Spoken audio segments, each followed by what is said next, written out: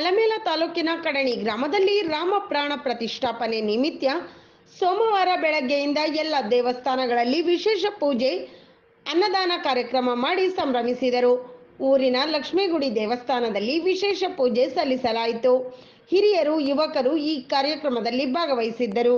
ಈ ಸಂದರ್ಭದಲ್ಲಿ ನಮ್ಮೂರಿನ ಹಿರಿಯರು ಮತ್ತು ಗ್ರಾಮ ಪಂಚಾಯಿತಿ ಮಾಜಿ ಅಧ್ಯಕ್ಷರಾದ ಬಸವರಾಜ್ ತಾವರಗೇರಿ, ಗ್ರಾಮ ಪಂಚಾಯಿತಿ ಅಧ್ಯಕ್ಷರು ಬಸವಲಿಂಗಪ್ಪ ಎಸ್ ಕತ್ತಿ, ಶರಣು ಕತ್ತಿ, ಜಯ ಕರ್ನಾಟಕ ರಕ್ಷಣಾ ವೇದಿಕೆ ಅಧ್ಯಕ್ಷರಾದ ಗಣಪತಿ ಕ್ಷತ್ರಿ, ರಾಜು ವಡ್ಡರ್, ಬೋವಿ ಸಮಾಜದ ಮುಖಂಡರು ಹಾಗೂ ಊರಿನ ಯುವಕರು ಹಿರಿಯರು ಈ ಕಾರ್ಯಕ್ರಮದಲ್ಲಿ ಪಾಲ್ಗೊಂಡಿದ್ದರು.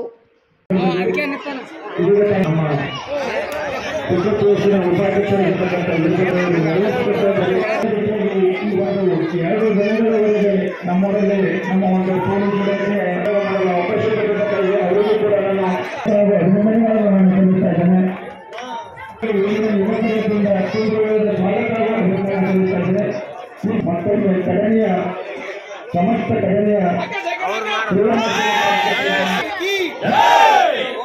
रामचंद्र की